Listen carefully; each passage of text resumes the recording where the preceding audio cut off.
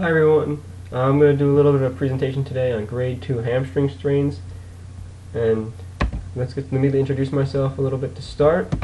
So I am Brian Betts. I'm a certified athletic trainer and a licensed athletic trainer in the state of Indiana. I am a certified strength conditioning specialist, and I did my undergraduate degree in athletic training in Springfield College in Springfield, Massachusetts. And I'm currently studying for my doctorate in athletic training at Indiana State University.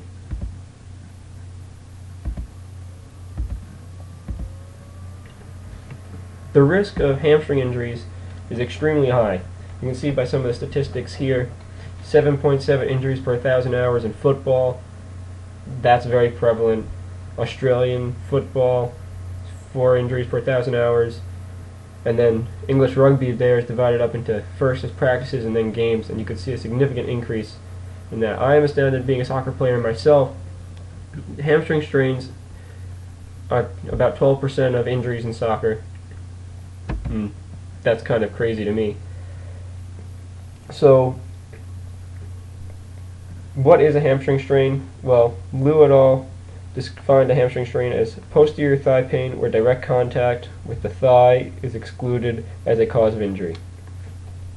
And now, generally it's a stretching, an overstretching of the muscle that results in a tear or excessive stress that's prolonged, and usually occurs during the eccentric portion or eccentric movements of the hamstring, such as kicking a ball or just kicking in general. If you're a dancer, maybe you kick the air, sprinting, running, and in the sprinting and running, it usually occurs at the late swing phase. The late stance phase is usually when you see most of your hamstring injuries. And the image that I have depicted here is, on top you can see here are 2 sarcomeres that are fully intact, and on the bottom here is a sarcomere that's been overstretched and pulled apart, and the actin filaments have receded from the myosin filaments, resulting in, if this is a 2 muscle fiber muscle, a grade 2 hamstring tear. Getting into the categorization system, a hamstring strain is as it was defined earlier, a non-contact injury, and you can see a grade 1 strain up here is over a stretching of the muscle. Grade 2 tear is partial thickness. A few of the muscle fibers of sarcomeres have torn and receded from each other. And the grade 3 is when all of the filaments have receded. And this will usually result in limited range of motion, limited strength. You may experience some tenderness to palpation, some swelling, edema. So from there, how does this limit the person? Well, running is definitely out of the question. They also can't perform things like jumping, any explosive movements that include the hamstring, kicking, jumping, like I said earlier. There's also a high prevalence of hamstring strains in water skiing, track and field, cross-country skiing, downhill skiing, judo, cricket, bull riding, and dancing. And it's just from using the muscle so much and having so much eccentric force applied to them over and over that eventually they give way to all the stress. So endurance events and explosive movements are really, with an eccentric hamstring contraction, is really where you're going to see it.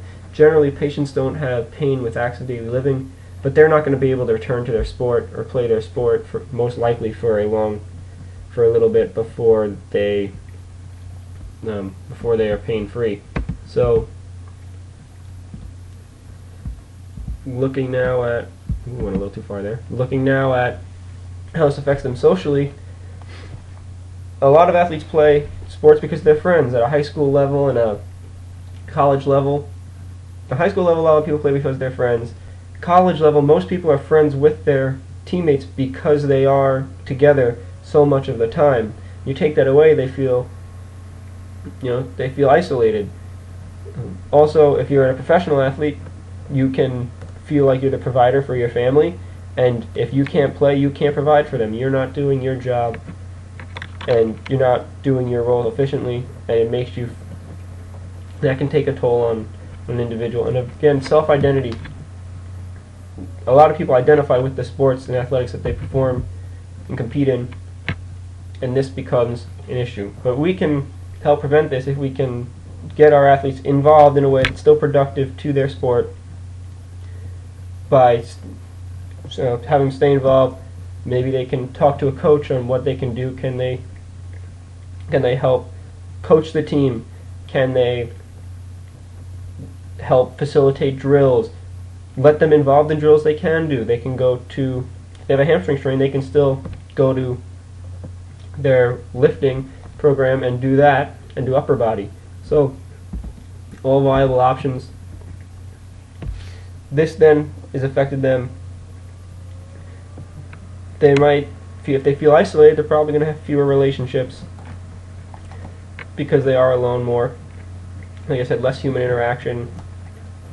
This might, and again, this can lead to anxiety or depression, as well as if you're a provider for your family, you've lost self-identity because you identify with your sport. Anxiety and depression are common with symptoms of, losing your self-identity, and this is no fun. But we can prevent our athletes from experiencing any of this, from the damage to the sarcomere all the way up to depression, if we accurately help implement prevention techniques. This starts with using injury prevention, injury surveillance systems, like the NCAA injury surveillance system, and getting data on what the injury rates are like. We can look at mechanisms, what causes the injury. We need research about what causes the injury. Then we need some research on implementation of applicable research in terms of what injury prevention strategies work. Again, we're still looking at literature at this point. Then we need to assess the effectiveness of these implementation strategies. And before we implement strategies ourselves, as an individual clinician, we need to identify the strengths and the weaknesses of how we are going to implement these prevention strategies. And strategies include things, in this case, like strengthening the eccentric muscle, eccentric strength of the hamstring, increasing muscle or hamstring flexibility. We really can't do anything with age or race because that's a non-modifiable risk factor. And that's just when someone gets older, we're going to have to do a better job of working on their modifiable risk factors. And once we kind of have a plan for how we're going to implement it, our prevention strategy, we have to go ahead and do it, and then reflect on it. Is it what's working well, what's not working well, how can we change it so it is working well?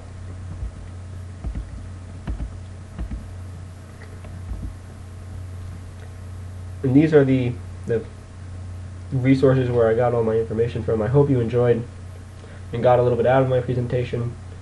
And yeah, let's see you soon.